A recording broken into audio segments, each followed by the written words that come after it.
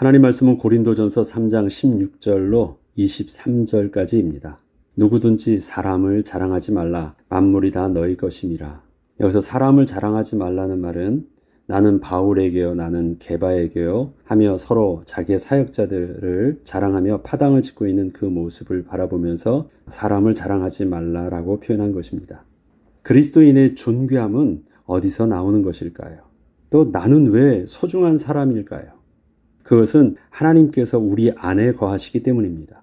우리가 하나님의 형상을 닮은 하나님의 백성이기 때문입니다.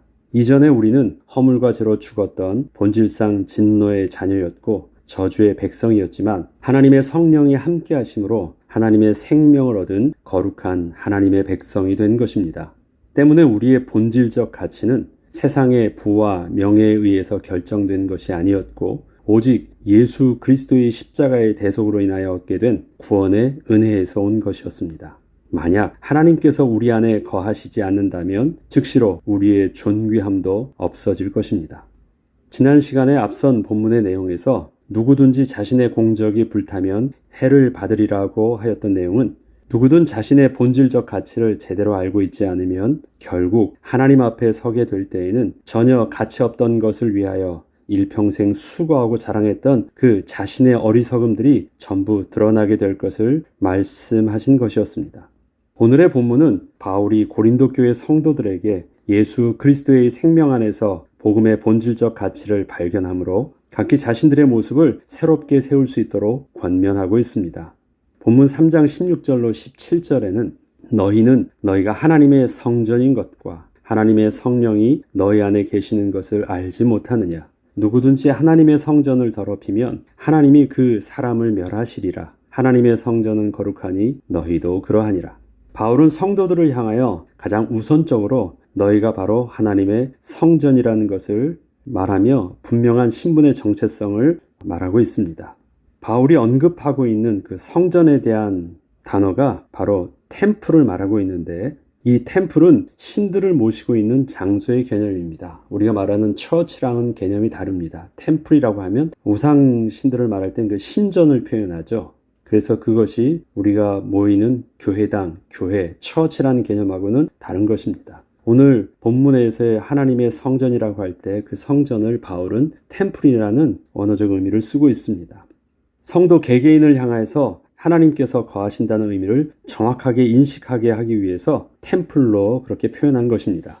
그리고 하나님의 성전을 더럽힌다는 것은 그 심각성을 단지 장소를 더럽혔다는 것이 아니라 지금 거하고 계신 하나님의 거룩하심을 훼손하였기 때문이라는 것으로 또 설명을 하고 있습니다.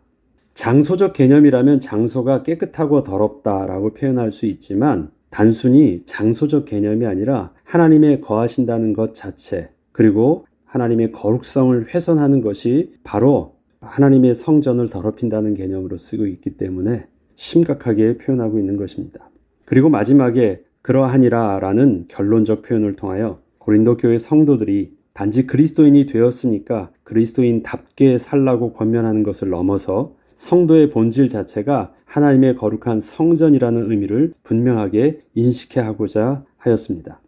바울은 우리의 몸이 하나님이 거하시는 곳이기 때문에 언제나 깨끗하고 성결하게 관리를 하고 있어야 한다는 것 이상으로 하나님의 성전은 하나님이 거하신다는 것을 분명하게 전하고자 한 것입니다.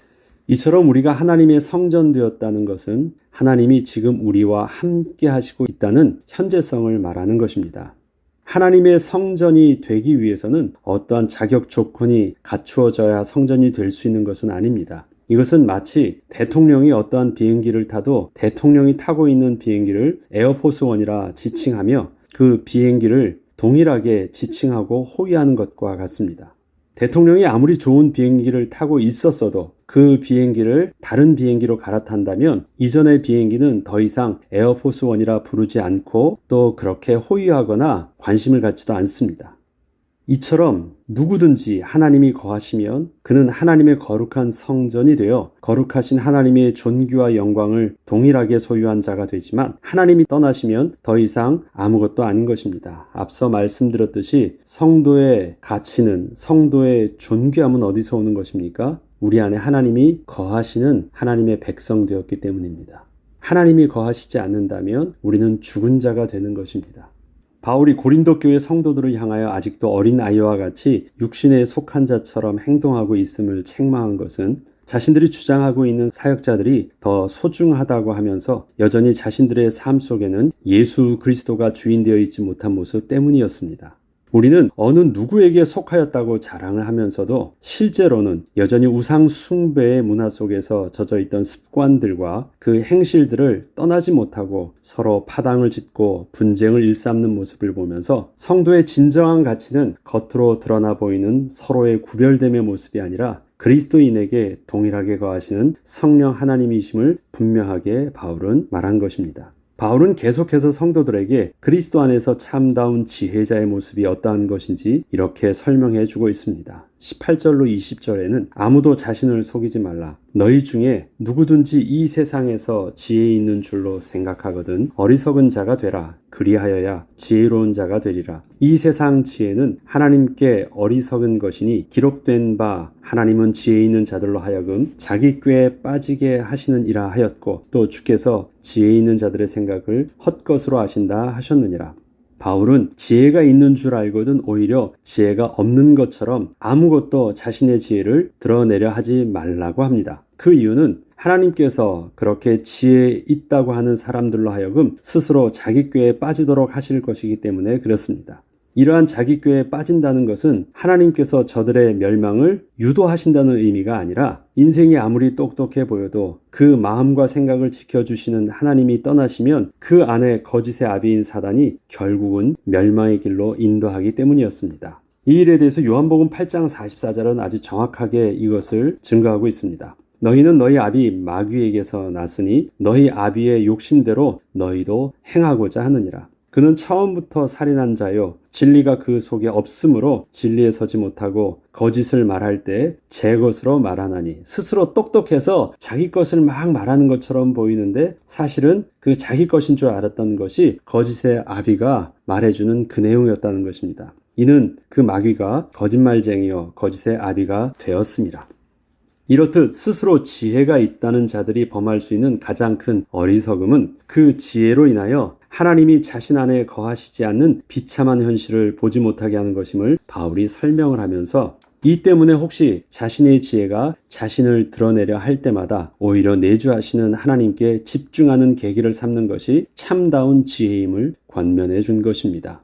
우리 안에 하나님이 거하실 때 하나님이 우리의 마음과 생각을 지켜주십니다. 우리 안에 하나님이 거하시게 될 때 우리를 종노릇하게 했던 사단은 떠날 것이고 또 우리가 하나님의 거룩한 백성 되어 빛의 자녀의 길로 나아갈 수 있을 것입니다.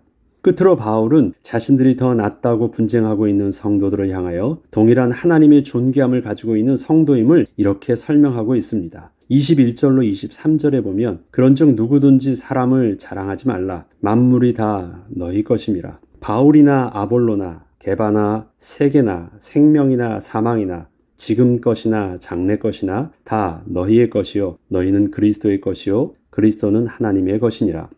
자랑은 오직 나만 가지고 있을 때 할 수 있는 것입니다. 다른 사람에게 없는 것이니까 내가 자랑이 되는 것이죠. 그런데 모두가 가지고 있는 것이라면 자랑할 것이 없는 것입니다. 바울은 고린도 성도들을 향하여 각각 자신들이 자랑하고 있는 그것들이 사실은 우리 안에 동일하게 거하고 계신 예수 그리스도와 또 성령 하나님 그리고 성부 하나님의 소유이기 때문에 사실을 따져보면 우리 모두가 하나님의 가장 존귀한 것을 동일하게 소유한 자임을 분명하게 알려준 것입니다. 자랑을 주 안에서 하라는 것은 우리 모두가 하나님의 소유라면 내가 자랑할 수 있는 것은 나의 것도 아니고 아무것도 없는 것이며 나의 존귀함의 비밀은 오직 내가 하나님께 속하였다는 것 외에 없음을 정직하게 시인하는 것입니다. 만약에 그럼에도 불구하고 우리가 서로 자신의 특별함을 주장하고 있다면 바울이 고린도 교회를 향하여 책망하였듯이 아직도 육신에 거하고 있다는 것을 우리는 분명히 깨달아야 합니다.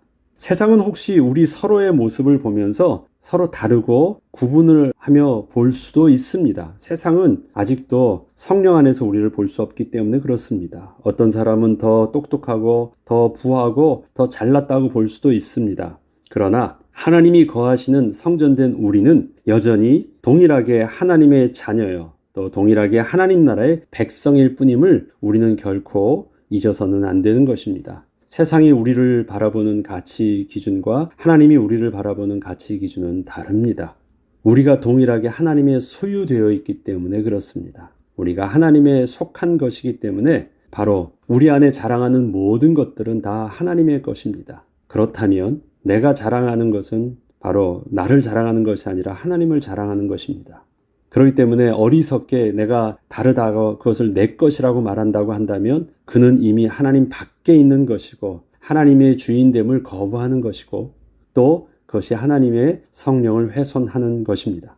우리의 모습이 교회마다 성도들의 모습마다 어느 교회는 더 크고 어느 성도들의 삶은 더 부하고 이렇게 구분해 보인다고 할지라도 하나님이 보시는 우리 모두의 모습과 우리 교회의 모습은 여전히 동일한 하나님의 거룩하심 같이 우리들도 동일하게 거룩한 백성이요 하나님의 존귀함과 같이 우리도 동일하게 하나님의 존귀함을 가진 백성입니다. 그러한 우리의 영적 자부심이 우리를 여전히 하나님 앞에 당당히 서서 하나님의 거룩한 그 은혜의 비밀들을 우리가 동일하게 누리는 또 삶의 축복이 오늘도 우리의 삶 속에서 여전히 누려지길 주 이름으로 축복합니다. 기도하겠습니다.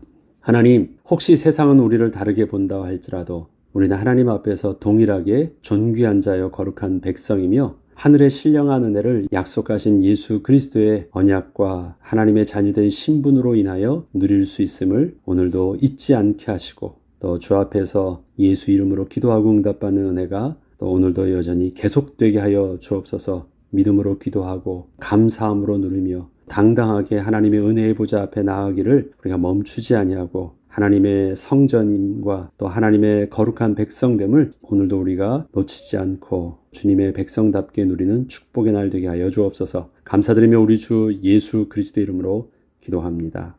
아멘.